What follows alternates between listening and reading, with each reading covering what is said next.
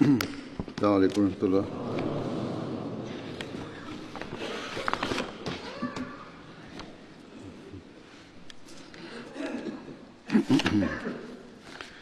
أشهد أن لا إله إلا الله وحده لا شريك له وأشهد أن محمدا عبده ورسوله.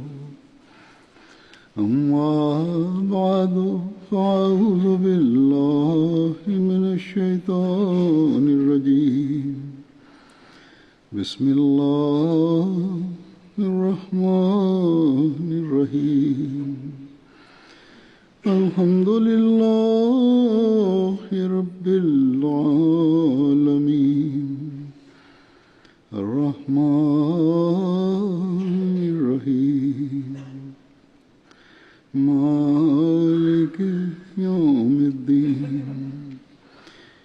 إياك نعبد وإياك نستعين.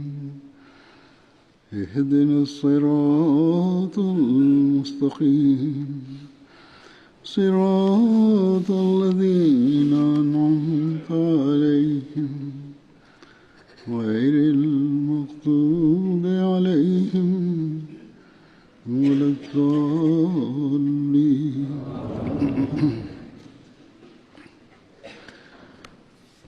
آج بھی میں چند بدری صحابہ کا ذکر کروں گا. ان میں سے پہلے ہیں حضرت عامر بن ربیعہ.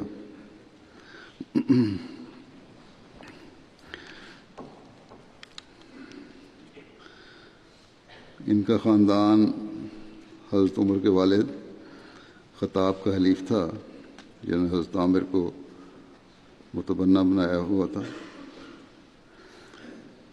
یہی وجہ ہے کہ آپ پہلے عامر بن خطاب کے نام سے مشہور تھے، لیکن جب قرآن کریم نے ہر ایک کو اپنی اصلی آبا کی طرف انتساب کا حکم دیا تو اس کے بعد عامر بن خطاب کی بجائے اپنے نسبی والد ربیعہ کی نسبت سے عامر بن ربیعہ پکارے جانے لگے.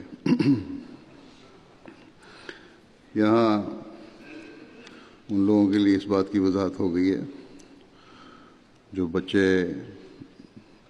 اڈاپٹ کرتے ہیں اپنے رشتہ داروں کے، عزیزوں کے، اور بڑے ہونے تک ان کو یہی نہیں پتہ ہوتا کہ ان کا اصل والد کون ہے، اور شناختی کارڈ وغیرہ، سرکاری کاغذات وغیرہ پر بھی اصل والد کے نام کے بجائے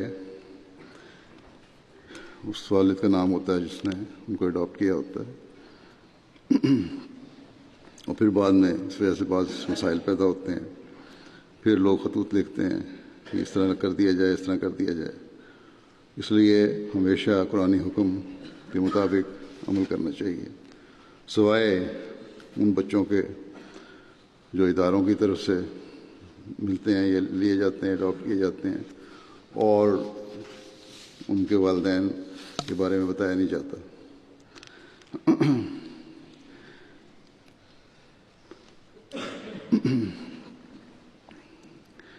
بہرحال اس وضاحت کے بعد آگے ان کے بارے میں بیان کرتا ہوں.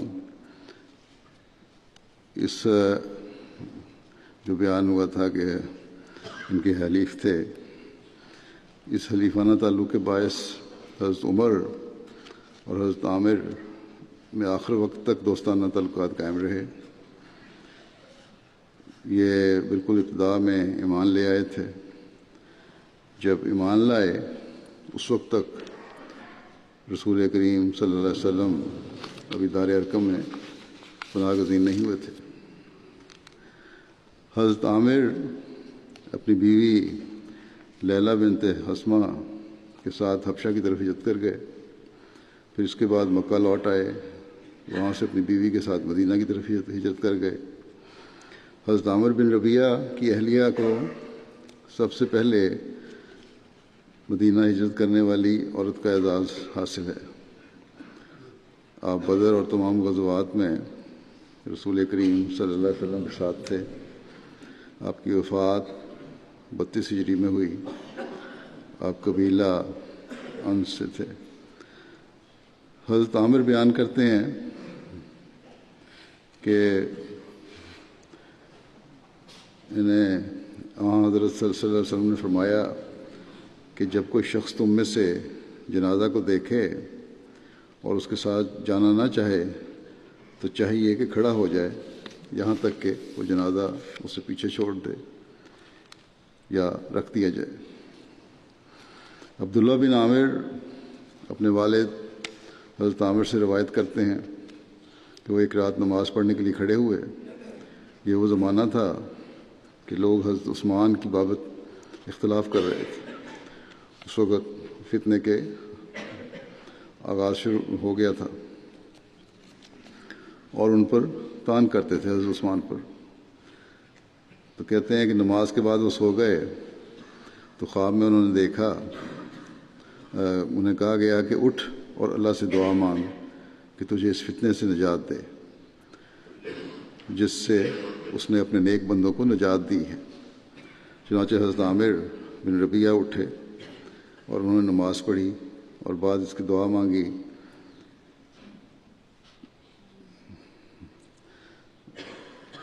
اسی حوالے سے چنانچہ اس کے بعد وہ بیمار ہو گئے اور پھر وہ خود گھر سے نہیں نکلے، ان کا جنازہ ہی نکلا. اللہ تعالیٰ نے ان کی وہ فتنے سے بچنے کی یہ صورت ان کے لیے بنائی.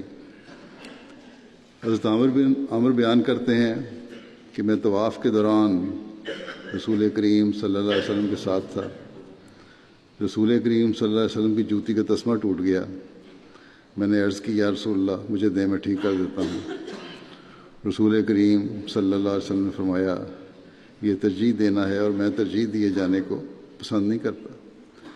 اس حد تک حضرت صلی اللہ علیہ وسلم اپنے تھے پرٹیکولر اس بات پر کہ اپنے کام خود کرنے ہیں. ایک شخص حضرت عامر بن ربیعہ کا مہمان بنا. انہوں نے اس کی خوب خاطر تواضع کی اور اکرام کیا اور ان کے بارے میں حضور صلی اللہ علیہ وسلم سے سفارش کی بات کی. وہ آدمی حضور صلی اللہ علیہ وسلم کے پاس سے حضرت عامر کے پاس آیا اور کہا میں نے حضور صلی اللہ علیہ وسلم سے ایک ایسی وادی بطور جاگیر مانگی تھی کہ پورے عرب میں اس سے اچھی وادی نہیں ہے اور حضرت صلی اللہ علیہ وسلم نے مجھے وہ عطا فرما دی ہے. اب میں چاہتا ہوں کہ اس وادی کا ایک ٹکڑا آپ کو دے دوں جو آپ کی زندگی میں آپ کا ہو اور آپ کے بعد آپ کی اولاد کے لیے ہو. حضرت عامر نے کہا کہ مجھے تمہارے اس ٹکڑے کی کوئی ضرورت نہیں ہے کیونکہ آج ایک ایسی صورت نازل ہوئی ہے جس نے ہمیں دنیا ہی بھلا دی ہے اور وہ یہ ہے کہ اقترب للناس حسابہم وہم فی غفلۃ معرضون کہ لوگوں کے لیے ان کا حساب قریب آ گیا ہے اور وہ باوجود اس کے غفلت کی حالت میں منہ پھیرے ہوئے ہیں.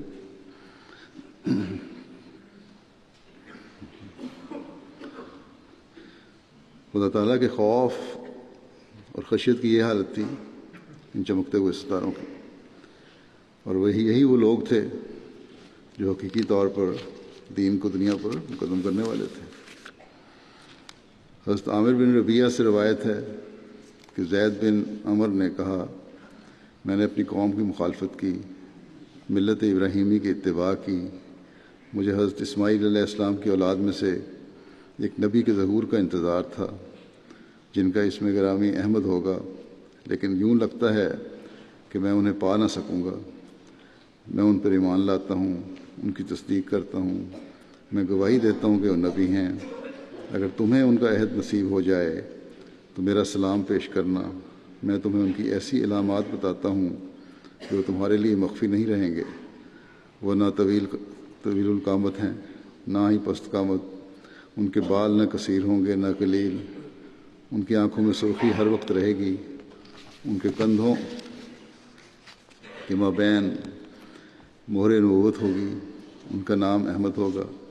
یہ شہر مکہ ان کی جائے ولادت اور بیعت کی جگہ ہوگی، پھر ان کی قوم انہیں یہاں سے نکال دے گی، وہ ان کے پیغام کو ناپسند کرے گی، پھر وہ یثرب کی طرف ہجرت کریں گے، پھر ان کا امر غالب آ جائے گا۔ ان کی وجہ سے دھوکے میں نہ پڑنا۔ میں نے دین ابراہیمی کی تلاش میں سارے شہر چھان مارے ہیں۔ میں نے یہودیوں، عیسائیوں اور آتش پرستوں سب سے پوچھا ہے، انہوں نے بتایا کہ یہ دین تمہارے پیچھے ہے۔ انہوں نے مجھے وہی علامات بتائیں جو میں نے تمہیں بتائی ہیں۔ انہوں نے بتایا اب ان کے بعد کوئی نبی نہیں آئے گا۔ حضرت عامر نے کہا جب رسول اکرم صلی اللہ علیہ وسلم مبعوث ہوئے تو میں آپ صلی اللہ علیہ وسلم کو زید کے بارے میں میں نے آپ صلی اللہ علیہ وسلم کو زید کے بارے میں بتایا۔ آپ صلی اللہ علیہ وسلم نے فرمایا میں نے اسے جنت میں دیکھا ہے، وہ اپنا دامن گھسیٹ رہا تھا۔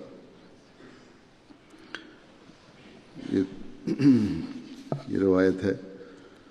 نبی نہیں آئے گا، اس سے مراد یہ بھی نہیں ہے کہ جو حضرت صلی اللہ علیہ وسلم نے امتی نبی کی پیشگوئی کی تھی وہ غلط ہے۔ اس کا مطلب یہ ہے کہ جو بھی آئے گا آپ ہی آخری شرعی نبی ہیں اور کوئی نئی شریعت نہیں آئے گی، اور آپ کی غلامی میں بھی آنے والا آئے گا۔ یہی ہمیں احادیث سے اور قرآن کریم سے بھی پتہ لگتا ہے۔ رسول کریم صلی اللہ علیہ وسلم نے حضرت عامر کی حضرت یزید بن منذر سے مواخات قائم فرمائی تھی۔ حضرت عامر بن ربیعہ نے حضرت عثمان کی شہادت کے چند دن بعد وفات پائی۔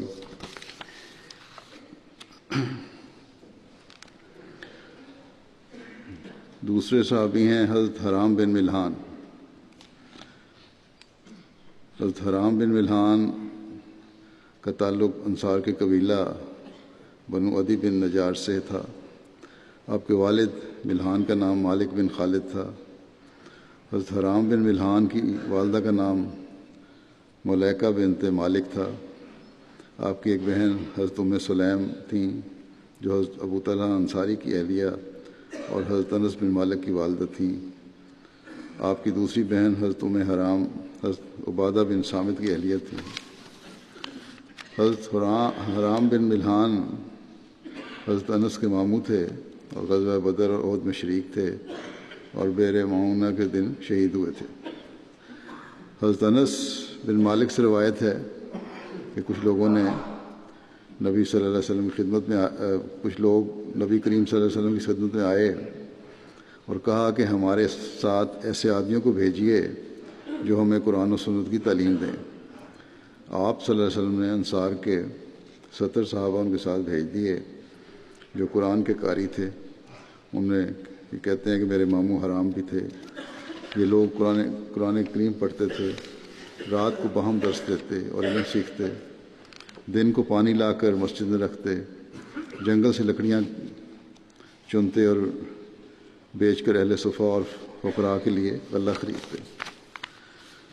حضرت حرام بن ملحان کے بئر معونہ کے واقعے کچھ بیان میں چند مہینے پہلے کے خطبے میں کر چکا ہوں۔ بئر معونہ کا واقعہ اور باقی ایک دو جگہ پہلے اور بھی بیان ہو چکا ہے۔ اس بارے میں بخاری کی بعض روایات ہیں جو پیش کرتا ہوں جو پہلے بیان نہیں ہوئیں۔ حضرت انس بن مالک سے مروی ہے کہ جب حضرت حرام بن ملحان کو بئر معونہ والے دن نیزہ مارا گیا تو انہوں نے اپنا خون اپنے ہاتھ میں لیا اور اپنے منہ اور اپنے سر پر چھڑکا اور اس کے بعد کہا فزتو برب الکعبہ، کعبہ کے رب کی قسم میں نے مراد پا لی۔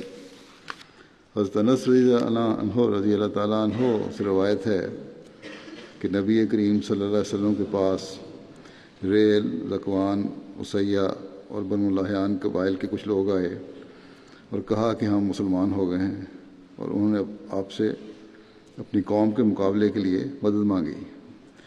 نبی کریم صلی اللہ علیہ وسلم نے ان کی 70 انصار صحابہ سے مدد کی۔ حضرت انس کہتے تھے کہ ہم انہیں قاری کہا کرتے تھے۔ دن کو وہ لکڑیاں لاتے اور رات کو نمازیں پڑھتے۔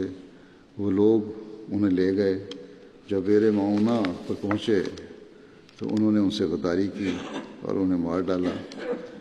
حضرت صلی اللہ علیہ وسلم 1 مہینے تک اور بعض روایات میں 40 دن تک نماز میں کھڑے ہو کر ریل اور ذکوان اور بنو ریحان کے لیے وہ دعا کرتے رہے۔ حضرت انس سے مروی ہے کہ جب قاری لوگ شہید کیے گئے تو رسول اللہ صلی اللہ علیہ وسلم نے مہینہ بھر کھڑے ہو کر عاجزی سے دعا کی۔ یہ دوسری روایت ہے بخاری کی کہ میں نے رسول اللہ صلی اللہ علیہ وسلم کہتے ہیں کہ میں نے رسول اللہ صلی اللہ علیہ وسلم کو نہیں دیکھا کہ آپ نے کبھی اس سے بڑھ کر غم کیا ہو۔ پھر ایک روایت یہ ہے، حضرت انس سے یہ مروی ہے کہ نبی کریم صلی اللہ علیہ وسلم رکوع کے بعد کھڑے ہو کر 1 مہینے تک بنو سلیم کے چند قبیلوں کے خلاف دعا کرتے رہے۔ انہوں نے کہا کہ آپ نے قاریوں میں سے 40 یا 70 آدمیوں کو بعض مشرک لوگوں کے پاس بھیجا تو یہ قبائل آڑے آئے اور ان کو مار ڈالا، حالانکہ ان کے اور نبی کریم صلی اللہ علیہ وسلم کے درمیان معاہدہ تھا۔ پھر اس میں بھی وہی بیان ہے کہ میں نے آپ کو کبھی نہیں دیکھا کہ کسی پر اتنا غم کیا ہو جتنا کہ آپ نے ان قاریوں پر غم کیا۔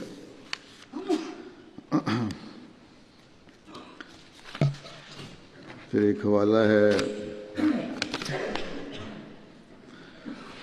ابن ہشام سیرت کا سلفیہ کا، جبار بن سلمہ جو عامر بن طفیل کے ساتھ اس موقع پر موجود تھے، بعد میں مسلمان ہو گیا تھے، یہ کہتا ہے کہ میرے اسلام قبول کرنے کی یہ وجہ ہوئی کہ میں نے ایک شخص کے دونوں کندھوں کے درمیان نیزہ مارا۔ میں نے دیکھا کہ نیزے کی انی اس کے سینے کے پار ہو گئی۔ پھر میں نے اس شخص کو یہ کہتے سنا، فوز تو ورب الکعبہ، یعنی کعبہ کے رب کی قسم میں نے اپنی مراد کو پا لیا۔ اس پر میں نے اپنے آپ سے کہا کہ یہ کیسے کامیاب ہو گیا؟ کیا میں نے اس شخص کو شہید نہیں کر دیا؟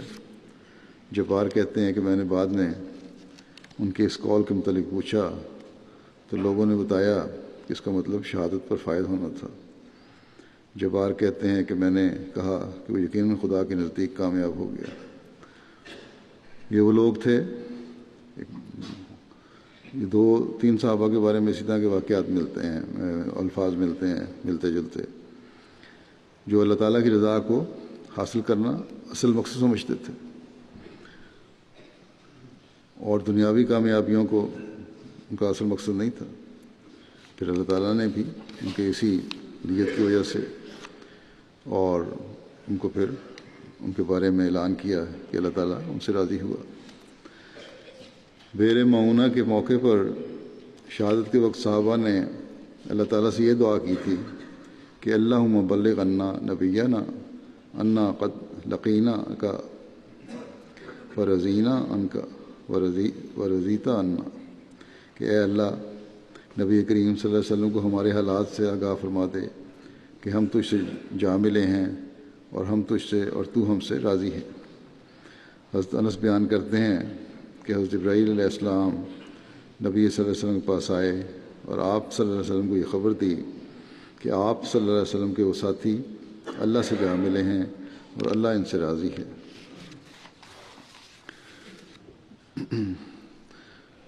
حضرت مرزا بشیر احمد صاحب اس واقعے کے بارے میں بھی بیان کرتے ہیں کہ واقعات بیر معونہ اور رجیع سے قبائل عرب کے اس انتہائی درجہ کے بغض و عداوت کا پتہ چلتا ہے جو وہ اسلام اور متبعین اسلام کے متعلق اپنے دلوں میں رکھتے تھے، حتیٰ کہ ان لوگوں کو اسلام کے خلاف ذلیل ترین قسم کے جھوٹ اور دغا اور فریب سے بھی کوئی پرہیز نہیں تھا، اور مسلمان باوجود اپنی کمال ہوشیاری اور بیدار مغزی کے بعض اوقات اپنی مومنانہ حسن ظنی میں ان کے دام کا شکار ہو جاتے تھے۔ حفاظ قرآن، نماز گزار، تہجد خواں، مسجد کے ایک کونے میں بیٹھ کر اللہ کا نام لینے والے، اور پھر غریب مفلس فاقوں کے مارے ہوئے یہ لوگ تھے جن کو ان ظالموں نے دین سیکھنے کے بہانے سے اپنے وطن میں بلایا، اور پھر جب مہمان کی حیثیت میں وہ ان کے وطن میں پہنچے تو ان کو نہایت بے رحمی کے ساتھ تہہ کر دیا۔ حضرت صلی اللہ علیہ وسلم کو ان واقعات کا جتنا بھی صدمہ ہوتا کم تھا، مگر اس وقت آپ نے رجیع اور بیر معونہ کے خونی قاتلوں کے خلاف کوئی جنگی کارروائی نہیں فرمائی۔ صدمہ ضرور ہوا لیکن جنگی کارروائی کوئی نہیں ہوئی ان کے خلاف۔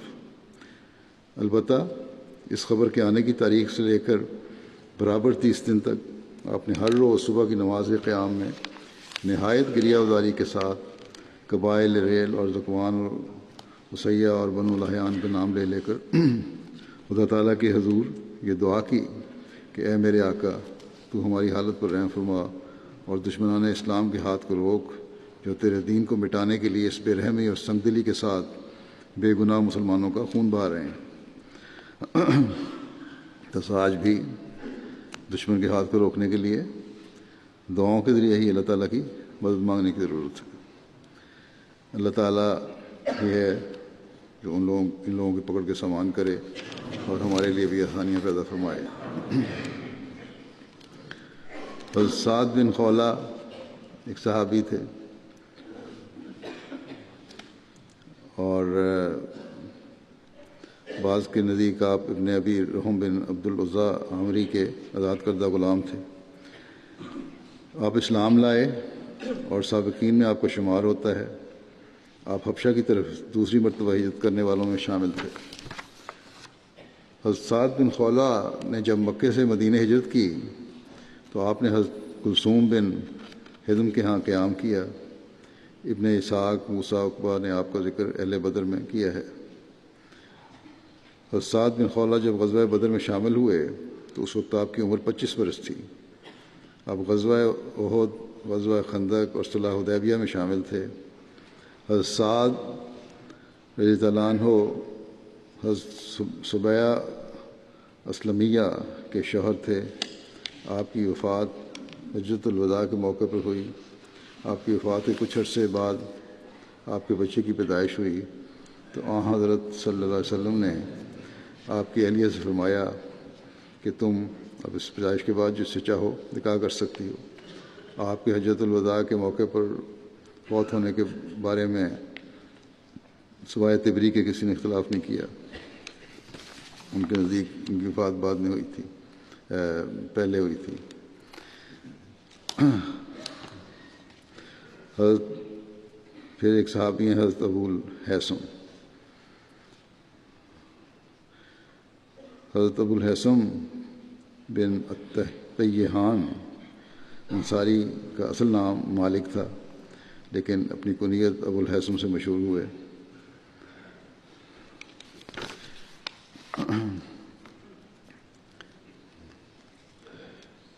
آپ کی والدہ لیلہ بنت عتیق قبیلہ بلیہ سے تھیں۔ اکثر محققین کے نزدیک آپ قبیلہ اوس کی شاخ بلی سے ہیں جو بنو عبد الاشل کے حلیف تھے۔ محمد بن عمر کہتے ہیں کہ حضرت ابو الہیثم رضی اللہ عنہ جاہلیت کے زمانے میں بھی بتوں کی پرستش سے بیدار تھے اور انہیں برا بھلا کہتے تھے۔ حضرت اسد بن زرارہ اور حضرت ابو الہیثم توحید کے قائل تھے۔ یہ دونوں ابتدائی انصاری ہیں جنہوں نے مکے میں اسلام قبول کیا۔ بعض کے نزدیک بیعت عقبہ اولیٰ سے قبل جب حضرت اسد بن زرارہ 6 آدمیوں کے ساتھ مکے سے مسلمان ہو کر مدینے آئے تو حضرت ابو الہیثم کو اسلام کی دعوت دی۔ چونکہ آپ پہلے ہی دین فطرت کی تلاش میں تھے، آپ نے فوراً اسلام قبول کر لیا۔ پھر جب بیعت عقبہ اولیٰ کے وقت جب 12 آدمیوں کا وفد مکہ گیا تو اس وفد میں آپ شامل تھے۔ مکے پہنچ کر آپ نے رسول اللہ صلی اللہ علیہ وسلم کی بیعت کی۔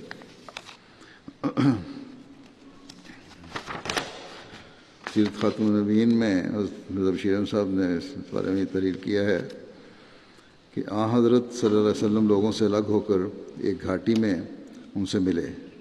انہوں نے یثرب کے حالات سے اطلاع دی اور اب کی دفعہ سب نے باقاعدہ آپ کے ہاتھ پر بیعت کی۔ یہ بیعت مدینہ میں اسلام کے قیام کا بنیادی پتھر تھی۔ چونکہ اب تک جہاد بالسیف فرض نہیں ہوا تھا، اس لیے حضرت صلی اللہ علیہ وسلم نے ان سے صرف ان الفاظ میں بیعت لی جن میں آپ جہاد فرض ہونے کے بعد عورتوں سے بیعت لیا کرتے تھے، یعنی یہ کہ ہم خدا کو ایک جانیں گے، شرک نہیں کریں گے، چوری نہیں کریں گے، زنا کے مرتکب نہیں ہوں گے، قتل سے باز رہیں گے، کسی پر بہتان نہیں باندھیں گے اور ہر نیک کام میں آپ کی اطاعت کریں گے۔ بیعت کے بعد حضرت صلی اللہ علیہ وسلم نے فرمایا اگر تم صدق و ثبات کے ساتھ اس عہد پر قائم رہے تو تمہیں جنت نصیب ہوگی، اور اگر کمزوری دکھائی تو پھر تمہارا معاملہ اللہ تعالیٰ کے ساتھ ہے، وہ جس طرح چاہے گا کرے گا۔ یہ بیت تاریخ میں بیت عقبہ اولیٰ کے نام سے مشہور ہے، کیونکہ وہ جگہ جہاں بیت لی گئی تھی عقبہ کے کہلاتی ہے، جو مکہ اور مینا کے درمیان واقع ہے۔ عقبہ کے لفظی معنی لکھے ہیں کہ بلند پہاڑی رستے کے ہیں۔ حضرت ابو الہیثم ان 6 افراد میں شامل تھے جنہوں نے اپنی قوم میں سے سب سے پہلے مکے جا کر اسلام قبول کیا اور پھر مدینہ واپس آ کر اسلام کی اشاعت کی۔ ان کے بارے میں ایک روایت یہ بھی ملتی ہے کہ آپ سب سے پہلے انصاری ہیں جو مکے جا کر حضرت صلی اللہ علیہ وسلم سے ملے۔ آپ بیت عقبہ اولیٰ میں شامل ہوئے، اور تمام محققین کا اس پر اتفاق ہے کہ بیت عقبہ ثانیہ میں جب رسول اللہ صلی اللہ علیہ وسلم نے 70 انصار میں سے 12 نقباء منتخب فرمائے تو آپ بھی ان نقباء میں سے ایک تھے۔ نقباء نقیب کی جمع ہے، جس کا مطلب ہے کہ جو علم اور صلاحیت رکھنے والے لوگ تھے اور ان کو سردار یا لیڈر یا نگران مقرر کیا تھا۔ ایک حدیث میں روایت ہے کہ بیت عقبہ کے دوران حضرت ابو الہیثم نے عرض کیا، یا رسول اللہ صلی اللہ علیہ وسلم، ہمارے اور بعض دیگر قبائل کے درمیان باہمی مدد کے کچھ معاہدے ہیں، جب ہم اسلام قبول کر لیں گے اور بیعت کر کے آپ ہی کے ہو جائیں گے تو ان معاہدوں کا معاملہ جیسے آپ صلی اللہ علیہ وسلم ارشاد فرمائیں گے ویسا ہی ہوگا۔ اس موقع پر کہتے ہیں، ابو الہیثم کہتے ہیں کہ اس موقع پر آن وسلم کی خدمت میں عرض کرتے ہیں کہ اس موقع پر میں آپ کی خدمت میں ایک گزارش کرنا چاہتا ہوں کہ اے اللہ کے رسول، اب ہمارا تعلق آپ سے قائم ہو رہا ہے، جب اللہ تعالیٰ آپ کی نصرت فرمائے اور آپ کی قوم پر آپ کو غلبہ نصیب ہو تو اس وقت آپ ہمیں چھوڑ کر واپس اپنی قوم میں نہ چلے جائیں اور ہمیں دعوے مفارقت نہ دیں۔ حضرت صلی اللہ علیہ وسلم یہ سن کر مسکرائے اور فرمایا، اب تمہارا خون میرا خون ہو چکا ہے، اب میں تم میں سے ہوں اور تم مجھ میں سے ہو، جو تم سے جنگ کرے گا وہ مجھ سے جنگ کرے گا، اور جو تم سے صلح کرے گا وہ مجھ سے صلح کرے گا۔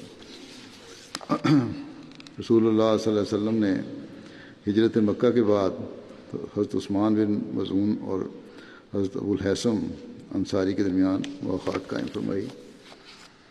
حضرت جابر بن عبداللہ سے روایت ہے کہ نبی کریم صلی اللہ علیہ وسلم ایک انصاری شخص کے پاس گئے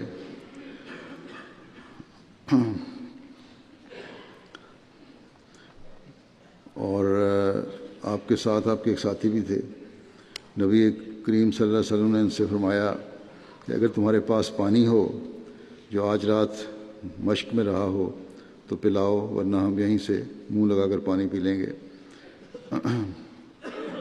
وہاں پانی بہہ رہا تھا، وہ شخص اپنے باغ میں پانی لگا رہا تھا۔ اس شخص نے کہا، یا رسول اللہ، میرے پاس رات کا پانی ہے، آپ جھونپڑی کی طرف چلیے۔ وہ شخص یعنی حضرت ابو الہیثم آپ اور آپ کے ساتھی دونوں کو لے گیا اور ایک پیالے میں پانی ڈالا، پھر اس پر گھر کی بکری کا دودھ دھویا۔ رسول اللہ صلی اللہ علیہ وسلم نے مشروب پیا، پھر اس شخص نے بھی پیا جو آپ کے ساتھ تھا۔ یہ بخاری کی روایت ہے۔ اسی طرح ایک روایت ہے، حضرت جابر بن عبداللہ بیان کرتے ہیں کہ حضرت ابو الہیثم بن عطیہان نے نبی کریم صلی اللہ علیہ وسلم کے لیے کھانا تیار کیا اور نبی کریم صلی اللہ علیہ وسلم اور آپ کے اصحاب کو دعوت دی۔ جب سب کھانا کھا چکے تو آپ صلی اللہ علیہ وسلم نے صحابہ سے فرمایا، اپنے بھائی کو بدلہ بھی دو۔ صحابہ نے کہا، یا رسول اللہ، ہم اس کا کیا بدلہ دیں؟ آپ صلی اللہ علیہ وسلم نے فرمایا، جب کوئی شخص کسی کے گھر میں جا کر کھانا کھائے اور پانی پیے تو اس کے لیے دعا کرے، یہ اس کے لیے اس کھانے کا بدلہ ہے۔ یہ ہیں اعلیٰ اخلاق جو ہر مسلمان کے لیے ضروری ہیں۔ حضرت ابو ہریرہ بیان کرتے ہیں کہ نبی کریم صلی اللہ علیہ وسلم ایسے وقت میں گھر سے باہر نکلے جب عام طور پر کوئی باہر نہیں نکلتا اور نہ کوئی کسی سے ملتا ہے۔ پھر آپ صلی اللہ علیہ وسلم کے پاس حضرت ابو بکر آئے. آپ صلی اللہ علیہ وسلم نے دریافت فرمایا کہ اے ابو بکر تجھے کیا چیز لے آئی، یعنی باہر آیا گھر سے. تو نے عرض کیا کہ میں رسول اللہ صلی اللہ علیہ وسلم سے ملاقات کے لیے اور آپ صلی اللہ علیہ وسلم کے چہرہ مبارک کو دیکھنے اور اس پر سلامتی بھیجنے کے لیے نکلا ہوں. تھوڑی دیر تک حضرت عمر بھی آ گئے. آپ صلی اللہ علیہ وسلم نے دریافت فرمایا کہ اے عمر تجھے کیا چیز لے آئی. عمر نے عرض کیا کہ یا رسول اللہ صلی اللہ علیہ وسلم مجھے بھوک لے آئی ہے. رسول اللہ صلی اللہ علیہ وسلم نے فرمایا کہ مجھے بھی کچھ بھوک لگی ہوئی ہے. پھر آپ سب لوگ حضرت ابو الحیثم انصاری کے گھر کی طرف چل پڑے. ان کے پاس کافی بکریاں اور کھجور کے درخت تھے. نبی کریم صلی اللہ علیہ وسلم نے ان کو گھر پر نہ پایا. آپ نے ابو الحیثم کی بیوی سے کہا کہ تیرا خامد کہاں ہے؟ اس نے عرض کیا کہ وہ ہمارے لیے میٹھا پانی لینے گئے ہیں. تھوڑی دیر بعد حضرت ابو الحیثم بھی مشک اٹھائے ہوئے آ گئے. انہوں نے مشک ایک طرف رکھ دی اور نبی کریم صلی اللہ علیہ وسلم سے لپٹ گئے اور اپنی جان و مال وارنے لگے. میرے ماں باپ آپ صلی اللہ علیہ وسلم پر فدا ہوں. حضرت ابو الحیثم آپ تینوں کو لے کر اپنے باغ کی طرف گئے اور ایک چادر بچھا دی. پھر جلدی سے باغ کی طرف گئے اور کھجور کا پورا خوشہ ہی کاٹ کر لے آئے جس پر کچے پکے ڈوکے بھی تھے اور پکی ہوئی کھجوریں بھی تھیں. اس پر رسول کریم صلی اللہ علیہ وسلم نے فرمایا کہ اے ابو الحیثم تم پکی ہوئی کھجوریں یا ڈوکے چن کر کیوں نہیں لائے، بجائے سارا پورا بانچا وہ لے آئے ہو. تو عرض کیا کہ یا رسول اللہ میں نے چاہا آپ اپنی پسند کے مطابق پکی کھجوریں یا ڈوکے خود چن کر کھا لیں. آپ صلی اللہ علیہ وسلم اور حضرت ابو بکر حضرت عمر نے کھجوریں کھائیں اور پانی پیا. اس کے بعد رسول اللہ صلی اللہ علیہ وسلم نے فرمایا خدا کی قسم یہ وہ نعمتیں ہیں جن کے بارے میں تم قیامت کے دن پوچھے جاؤ گے، یعنی ٹھنڈا سایہ اور ٹھنڈا پانی اور تازہ کھجوریں. پھر حضرت ابو الحیثم آپ صلی اللہ علیہ وسلم کے لیے کھانے کا انتظام کرنے اٹھے تو آپ صلی اللہ علیہ وسلم نے فرمایا کہ دودھ دینے والی بکری کو ذبح نہ کرنا.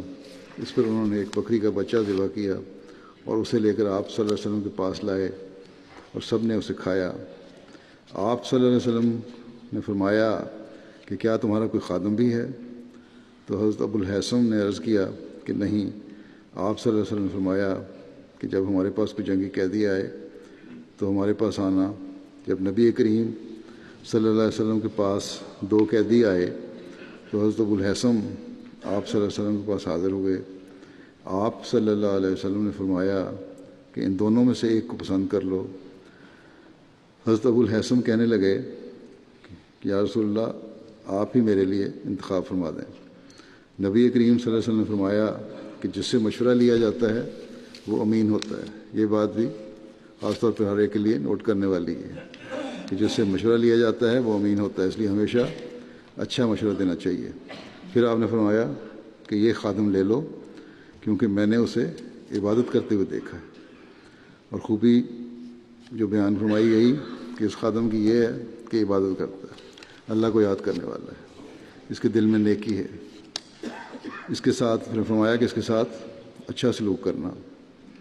حضرت ابو الحیثم اپنی بیوی کے پاس لوٹے اور اسے رسول اللہ صلی اللہ علیہ وسلم کی نصیحت کے بارے میں بتایا تو وہ کہنے لگیں کہ تم نصیحت کا حق پوری طرح ادا نہیں کر سکو گے جو تمہیں نبی کریم صلی اللہ علیہ وسلم نے فرمائی ہے، یہی کہ نیک سلوک کرنا. اب عورت ساتھ ہیں اور پھر نوکر بھی کوئی نہیں کام کرنے والا جو ملا ہے اس کے بارے میں یہ دیکھیں معیار مومنانہ شان. یہ کہنے لگی ان کی اہلیہ ان کو، بیوی ان کو، کہ حق تو تبھی پورا ہوگا کہ تم اس کو آزاد کر دو، جو تمہیں ملازم ملا ہے اس کو آزاد کر دو. اس پر حضرت ابو الحیثم نے اس کو آزاد کر دیا. یہ شان تھی ان صحابہ کی. حضرت ابو الحیثم غزوہ بدر، احد، خندق اور دیگر تمام غزوات میں بھی رسول اللہ صلی اللہ علیہ وسلم کے ہم رکاب تھے. غزوہ موتا کے نے حضرت عبداللہ بن رواحہ کی شہادت کے بعد نبی کریم صلی اللہ علیہ وسلم نے حضرت ابو الحیثم کو خیبر میں کھجوروں کے پھل کا اندازہ کرنے کے لیے بھی بھجوایا تھا. رسول اللہ صلی اللہ علیہ وسلم کی وفات کے بعد جب حضرت ابوبکر نے آپ کو کھجوروں کے اندازے کے لیے بھجوانا چاہا تو انہوں نے جانے سے معذرت کر دی۔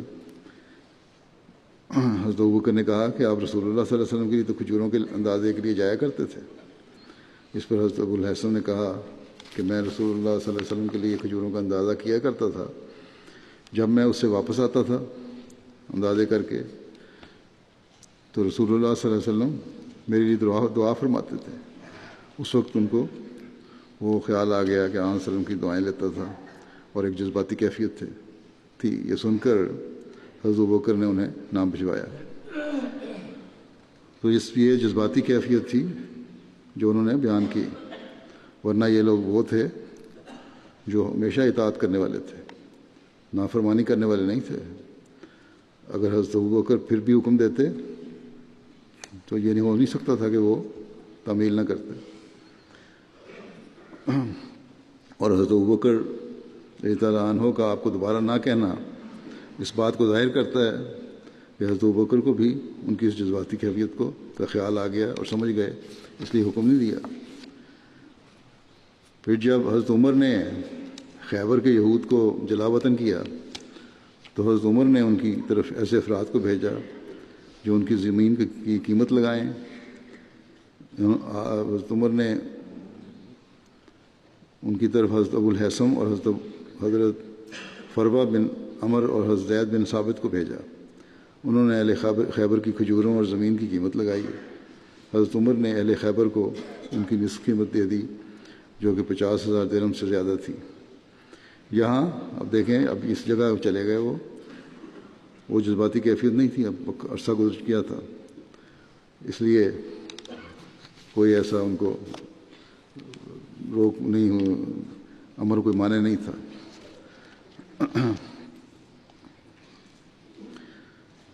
السلام علیکم کہنے کے متعلق بھی ایک روایت ان سے ملتی ہے۔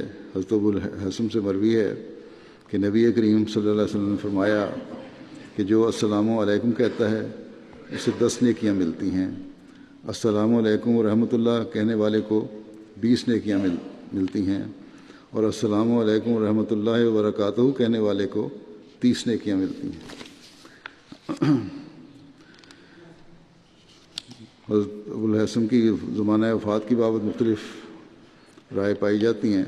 بعض کے نزدیک آپ کی وفات حضرت عمر کے زمانے میں ہوئی تھی، بعض کے نزدیک آپ کی وفات 20 یا 21 ہجری میں ہوئی تھی، اور یہ بھی کہا جاتا ہے کہ آپ نے جنگ صفین 27 ہجری میں حضرت علی کی طرف سے لڑتے ہوئے شہادت پائی۔ تو یہ تھے وہ صحابہ جنہوں نے ہمارے لیے اس پہ قائم کیا اور ہمیں بہت ساری باتوں کی متعلق آگاہی بھی دی۔ اللہ تعالیٰ ان کے درجات بلند فرماتا چلا جائے گا۔ جمعہ اور نماز کے بعد میں 2 جنازے غائب بھی پڑھاؤں گا۔ ایک پہلا جنازہ ہے مکرم صاحبزادہ مرزا مجید احمد صاحب، جو حضرت صاحبزادہ مرزا بشیر احمد صاحب کے بیٹے تھے۔ 14 اگست کو 94 سال کی عمر میں ان کی وفات ہوئی ہے۔ انا للہ و انا الیہ راجعون۔ ان کا دل کا آپریشن ہوا تھا 2000 میں امریکہ میں، اس کے بعد وہاں فالج کا حملہ ہوا، اس کے بعد تقریباً صاحب فراش ہی رہے۔ 18 جولائی 1924 کو حضرت مرزا بشیر احمد صاحب اور مکرم سرور سلطانہ بیگم صاحبہ بنت حضرت غلام حسن صاحب پشاوری کے ہاں قادیان میں ان کی پیدائش ہوئی۔ ابتدائی تعلیم قادیان میں حاصل کی اور تعلیم اسلام ہائی اسکول قادیان سے میٹرک پاس کیا۔ پھر 1949 میں گورنمنٹ کالج لاہور سے ایم اے ہسٹری اعلیٰ نمبروں میں پاس کی۔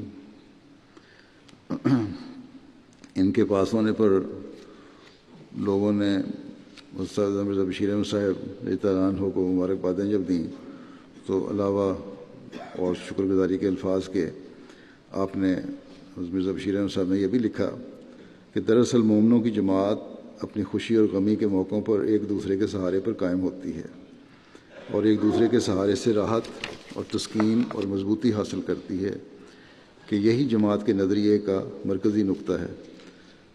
پھر لکھتے ہیں کہ اگر میں دوستوں سے درخواست کروں گا کہ اس خوشی کی شرکت کے علاوہ یہ بھی دعا کریں کہ جہاں اللہ تعالیٰ نے عزیز مجید احمد کو علم کا ظاہری معیار پورا کرنے کی توفیق دی ہے، اسی طرح اسے حقیقی علم سے بھی نوازے اور پھر اس علم پر عمل پیرا ہونے کی توفیق عطا کرے، کیونکہ یہی ہماری زندگیوں کا اصل مقصد اور منتہا ہے۔ مرزا مجید احمد صاحب نے 7 مئی 1944 کو اپنی زندگی خدمت دین کے لیے وقف کر دی، ساتھ تعلیم بھی جاری رکھی۔ دسمبر 1949 میں جامعۃ المبشرین میں داخل ہوئے اور جولائی 1954 میں جامعہ پاس کیا۔ ان کا نکاح 28 دسمبر 1950 کو جلسہ سالانہ کے تیسرے دن صاحبزادی قدسیہ بیگم صاحبہ بنت حضرت نواب عبداللہ خان صاحب اور حضرت نواب متنفیس بیگم صاحبہ کے ساتھ حضرت خلیفہ مسیح ثانی نے پڑھا۔ ان کی اولاد میں ایک بڑی بیٹی ہیں ان کی نصرت جہاں صاحبہ، جو مرزا نصیر احمد طارق جو مرزا بشیر احمد صاحب کے پوتے ہیں، ان کی اہلیہ ہیں۔ پھر ان کے بیٹے ہیں مرزا محمود احمد، پھر درس سمین ہیں ان کی ایک بیٹی جو میر محمود احمد صاحب کی بہو ہیں۔ پھر ان کے بیٹے تھے مرزا غلام قادر صاحب شہید، جن کو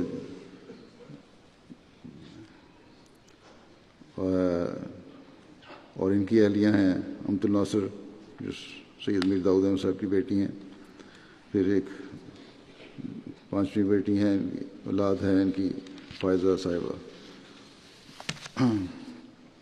جو سید مدثر احمد صاحب کی بیوی ہیں، اور یہ بھی واقف زندگی ہیں۔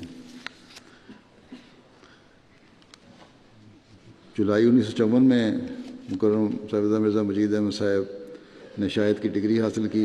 ان کا پہلا تقرر 20 ستمبر 1954 کو تعلیم اسلام کالج ربا میں ہوا۔ 4 نومبر 1956 کو تحریک جدید کے تحت غانا کے شہر کماسی میں بطور پرنسپل اسکول بھجوایا گیا۔ 24 دسمبر 1963 کو پاکستان واپس آئے۔ پھر اپریل 1964 میں تعلیم اسلام کالج میں دوبارہ تقرری ہوئی۔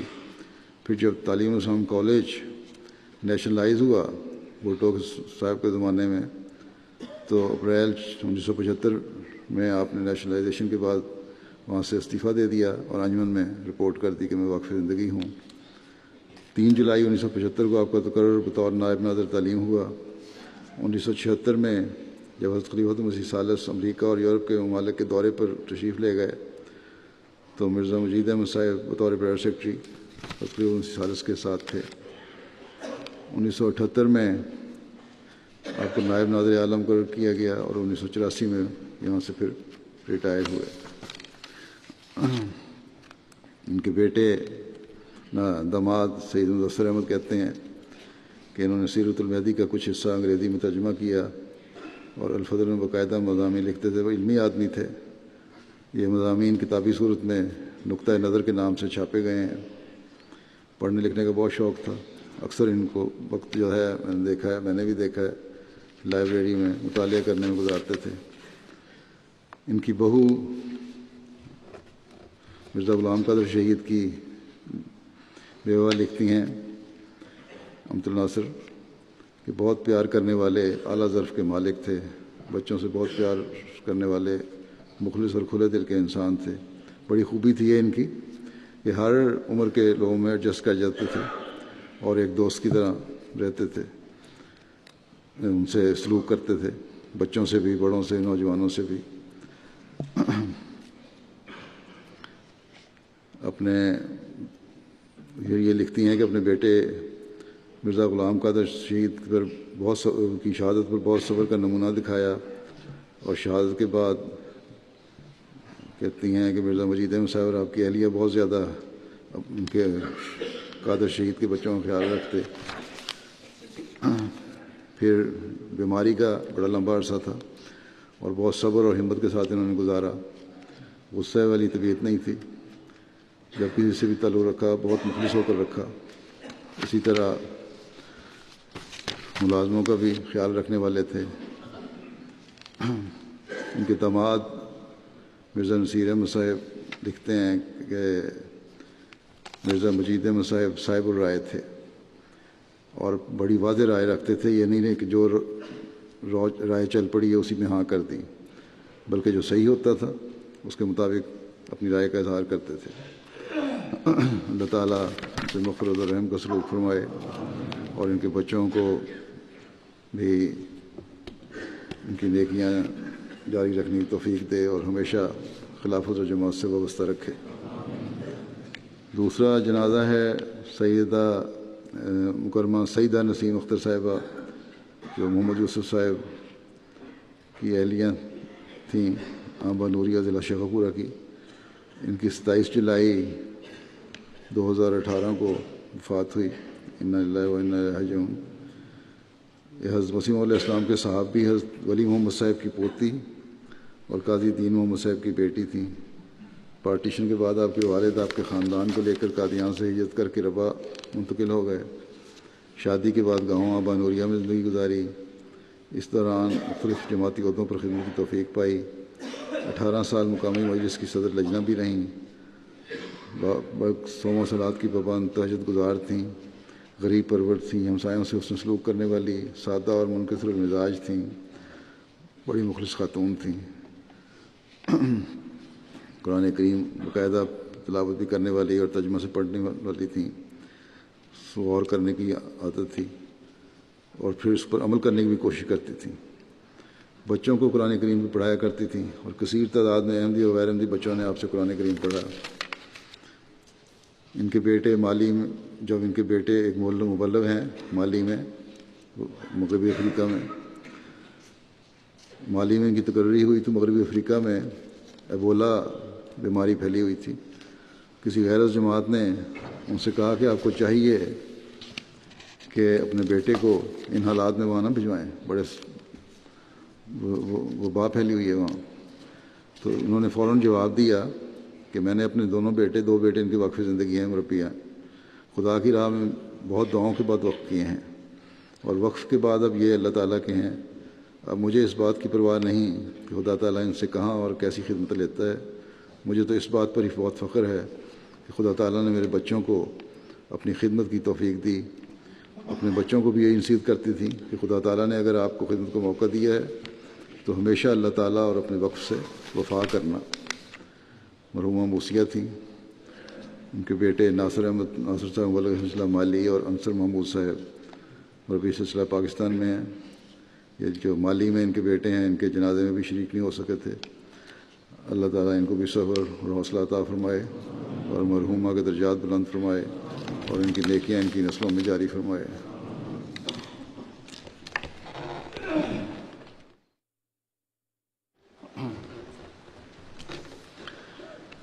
الحمد لله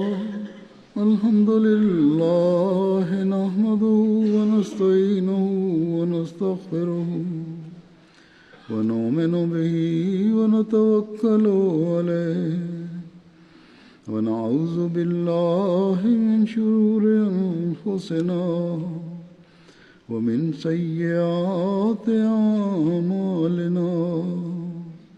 من يهده الله فلا مضل له ومن يضلل فلا هادي له.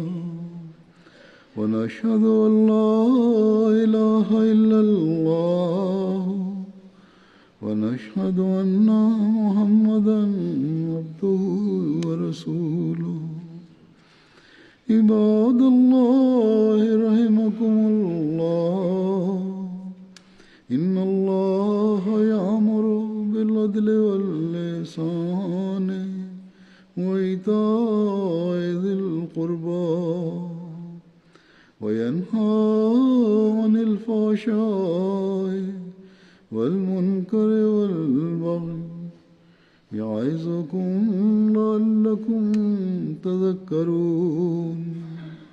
اذكروا الله يذكركم وادعوه يستجب لكم ولذكر الله أكبر.